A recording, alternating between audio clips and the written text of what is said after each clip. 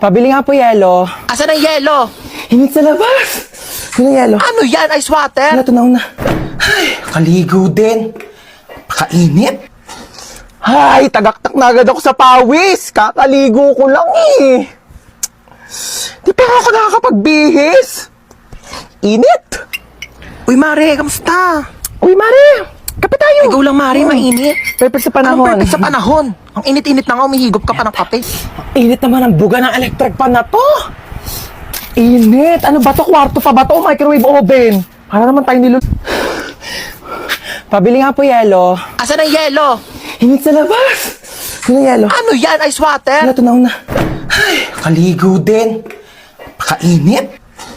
Ay, tagaktak na agad ako sa pawis. Kakaligo ko lang eh. Di pa ako nakakapagbihis. Init. Uy, Mare, kamusta?